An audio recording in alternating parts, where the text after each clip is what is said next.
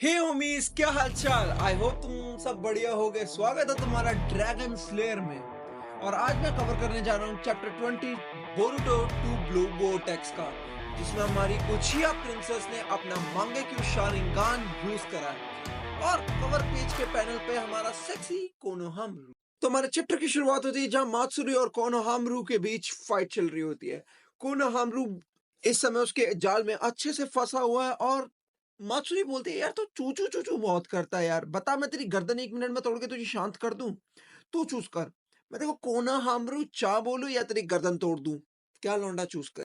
और यही कोना हामरू बोल पड़ता है कि नहीं, तू ऐसा कुछ नहीं करेगी क्योंकि तू मेरा हाथ पकड़ना चाहती थी, तू इस दिन को बेस्ट बनाना चाहती थी, है ना, तुझे याद है। और अगर तूने मेरी गर्दन तोड़ दी तो मैं दोबारा बोल नहीं पाऊंगा और तू मेरे से कभी बात नहीं कर पाएगी, ऐसा कोनोहामरू बोलता है। फाइनली कोनोहामरू शिकामारू की बात मानता है, जो उसने बोला था उसे स्टार्टिंग में कि मात्सुरी के साथ दोस्ती कर और जब मौका मिले तब अटैक करियो, क्योंकि 1v1 फाइट में तो इनका कोई चांस नहीं है इस शिनजूस के आगे। बट धीरे धीरे मात्सुरी भी समझ जाती है कि कोनोहामरू उसके लिए एक डेंजर है।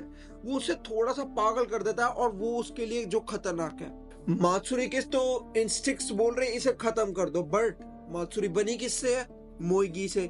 इसलिए उसका एक पार्ट जो अंदर कहीं डीप इनसाइड उसके दिल के अंदर है, वो कोनोहामरू को खत्म नहीं कर पा रहा। इसी चक्कर में मात्सुरी काफी ज्यादा कंफ्यूज है अपनी फीलिंग्स को लेके।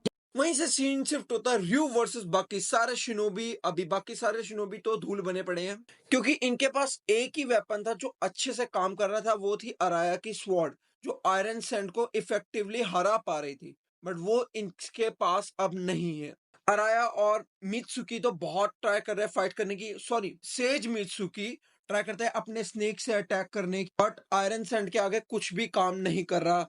मित्सुकी अपने स्नेक से अटैक करता, तुम पैनल के पेज में देख सकते होगे। उससे थोड़ा सा पीछे जाता भी है रयू, बट इतना कुछ इफेक्ट नहीं पड़ता उसे। और वो उसी टाइम आयरन स्वॉर्ड के पिलर सीधा मित्सुकी की छाती पे मारता है। यहाँ सारादा चिल्ला रही होती मित्सुकी मित्सुकी, फर्श पे हमारा सेज मित्सुकी, सॉरी सेज मित्सुकी से अब नॉर्मल मित्सुकी। अब रयू इन दो शिनोबी को पे कब्जा कर लेता है, अराया और मित्सुकी। फाइनली अराया एक अच्छी बात करता है जो मेरा दिल जीतती है यहाँ पे, कि वो बोलता है योदो सारादा हमारे बारे में भूल जाओ, तुम चुपचाप घर चले जाओ, क्योंकि इसके आगे तुम्हारा कोई मैच नहीं है। और बात बिल्कुल सही है लौंडे की, कोई मैच नहीं है इसके आगे तो। बट हमारा रयू यहाँ लड़ना नहीं चाहता, वो एक डील करना चाहता है। डील बता तो कैसे डील करना चाहता। डील में वो पूछता है कि तुम में पे भी बोरुटो के बारे में नॉलेज है, जो कुछ भी है वो तुम मुझे बता दो, मैं तुम्हें यहाँ से शांति से जिंदा जाने दूंगा। मित्सुकी समझ जाता है ये एक ट्रैप है, इसके अंदर मत आना। वो साफ बोलता है कि भाई मत सुनो इसकी, चुपचाप यहाँ से चले जाओ, तुम दोनों हमें छोड़ दो। जानता है कि अगर हमने जैसे ही से सारी इन्फॉर्मेशन दी ये सबको टपका देगा।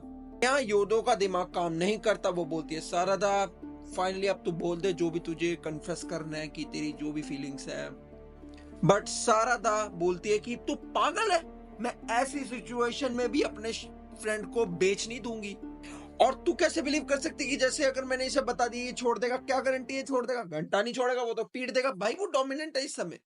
और यहाँ रयू पॉइंट वाली बात करता है कि भाई मैंने धोखा नहीं दिया, तो तुम थे धोखेबाज, तुमने मुझे धोखा दिया, तुम मुझे यहाँ लेके आए थे, मैंने यहाँ लेके नहीं आया हूं तुम्हें। बट यहाँ योदो बोलती है भाई तू जल्दी जल्दी बकना शुरू कर, वरना वो हम सबके गले काटना शुरू करेगा। शारदा को सुमेरे की एक बात याद आती है जब इनका कॉन्फ्लिक्ट हुआ था, कि सुमेरे ने एक बात बोली थी कि तूने मेरी फीलिंग्स की कदर नहीं की, तूने बोरुटो को हक कर लिया। सॉरी सॉरी मैं गलत जगह। यहाँ सुमेरे बोली थी कि हमें जितना ही बोरुटो के बारे में पता होगा उतना ही गलत है, क्योंकि जितनी नॉलेज हमारे पास होगी उतना ही हम इजी टारगेट होंगे। क्योंकि शिंजूस को तो बोरुटो के बारे में छोटी से छोटी नॉलेज चाहिए, और जिसके पास वो नॉलेज होगी वो उसके पास जाएंगे, उसका गर्दन काटेंगे, पूछेंगे। और यहाँ योदो बोलती है पूरी दुनिया उसके खिलाफ है और तू उसके साथ है, कुछ तो गड़बड़ है। और यहाँ योदो बोलती है same as I feel for Shinki, उसको शिंकी के लिए भी सेम ऐसी फीलिंग ही होती है। और वहां रयू बोलता है ए मैं भी यही हूँ, भूलना मत मुझे, मैं यहीं खड़ा हूँ, काटो गला, शुरू करूँ काटना गला। रयू बोलता तुम नेगोशिएट नहीं करना चाहते, कोई ना चलो फिर मैं गर्दन काटना शुरू करता हूँ। बट ये यहाँ योडो एक बहुत ही प्यारा स्टेप लेती है जो फैंस को डेफिनेटली पसंद आने वाला है। योडो रयू के साथ एक डील करती है, वो बोलती है तू इन दोनों को छोड़ और मुझे अपने साथ लेके चल। मेरी डिटेक्टिंग एबिलिटी तेरे काम आएगी जो तुझे हेल्प करेगी बोरुतो को इजीली फाइंड आउट करने में। योडो बोलती है मैं तेरे लिए इन्फॉर्मेशन इकट्ठा करूंगी और इन रिटर्न तू इन दोनों को जाने देगा। और यहीं से सीन शिफ्ट होता है हमारा कोनोहामारू और मात्सुरी के बीच। अभी भी कोनोहामारू छोटे बच्चे की तरह चू चू चू चू कर रहा होता क्योंकि भाई पिटना तो इसका बनता ही था। एक चाह बोलने को उसने बोला था, बस एक चांद। बट यहाँ एक शॉकिंग पेज रिवील होता है कि मात्सुरी की आंखों में से आंसू आ जाते हैं। मात्सुरी भी काफी कंफ्यूज होती है, वाई सिर्फ कोनोहामारू ने मात्सुरी का नाम लिया और मात्सुरी की आंखों में से आंसू आ गए। कोनोहामारू बोलता है यहाँ पे तू मुझे मारना नहीं चाहती, तू बुरा फील कर रही है ना, इसलिए तू रो रही है, समझा कर, ये फीलिंग है, मैं समझा सकता हूँ, रुक जा, मुझे मार मत। ये सारी फीलिंग सारे शिंजू फील कर सकते हैं क्योंकि ये सारे एक साथ कनेक्टेड हैं। इन्हें पता लग गया भाई मात्सुरी की तो काफी गलत हालात चल रहे क्योंकि वो इस समय प्यार में है। मात्सुरी तो बिल्कुल भी ये सब समझ नहीं पा रही क्योंकि वो एक न्यू बॉर्न बेबी की तरह ही है। उसको इस फीलिंग्स का कोई नॉलेज नहीं है कि ये मेरे साथ चल क्या रहा है, मैं रो क्यों रही हूँ। और यहाँ कोनोहामारू इसका पूरा फायदा उठाते हुए मेरा हाथ पकड़, जल्दी से मेरा हाथ पकड़, जल्दी, जैसे ही तू मेरा हाथ पकड़ लेगी हमारा रिलेशनशिप स्टार्ट हो जाएगा, तेरा दिन स्पेशल हो जाएगा। रिलेशनशिप क्या चाहता है ये लड़का, क्या चाहता है। और यहाँ कोनोहामारू बोलता है हाँ सिर्फ तू और मैं और तू, बस तू और मैं करते हैं कुछ। बट जैसे ही कोनोहामारू और मात्सुरी हाथ पकड़ने वाले होते हैं, फाइनली शिकामारू की एडवाइस उसके दिमाग में हिट होती है कि मौका अब है, चौका मार दो। यार ये बीस्ट है बट स्टिल ये एक छोटे बच्चे की न्यूबॉर्न बेबी की तरह है। इनको कुछ भी अपनी फीलिंग समझ में नहीं आ रही है, क्या फील कर रहे हैं, क्या कर रहे हैं, इनका मिशन क्या है। तो हाँ, इनका ऐसा बिहेव करना नेचुरल आई थिंक।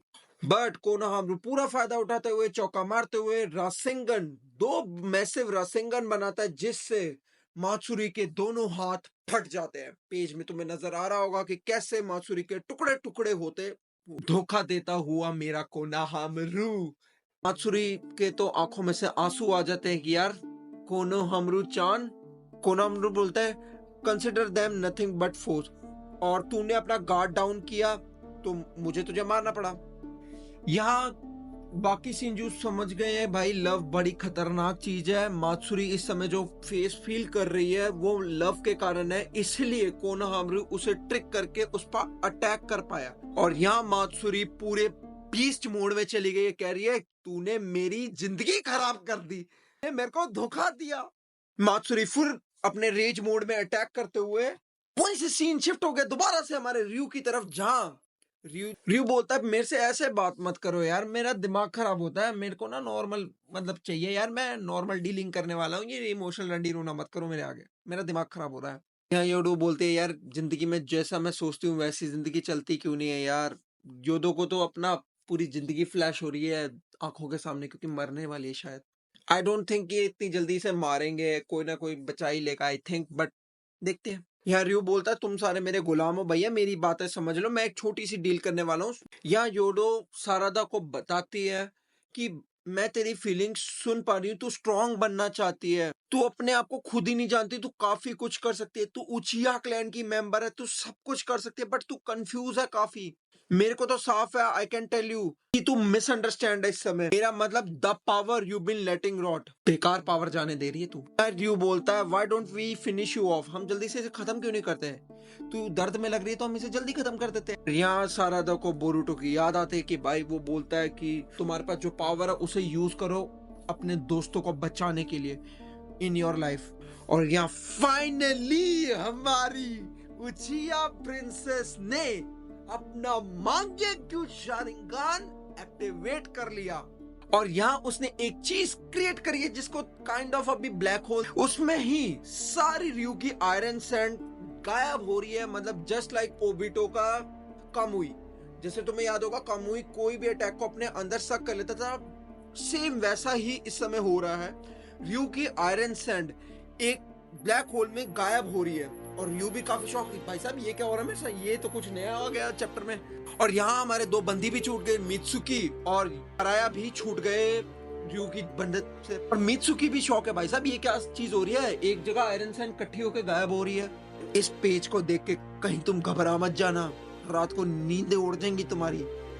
फाइनली हमारी उचिया प्रिंसेस का मांगेक्यू शारिंगान। अब हमें नेक्स्ट चैप्टर में पता लगेगा कि आगे क्या होने वाला है। आई थिंक पहले हमें लग रहा था कि इस चैप्टर में बोरुतो को आना पड़ेगा इस फाइट में, बट आई थिंक अब अकेले ही सारादा इस फाइट को हैंडल कर लेगी इजिली। रयू का तो गेम ओवर है, मुझे रयू की अब टेंशन नहीं है, बट मेन दिक्कत है कोनोहामारू और मात्सुरी की।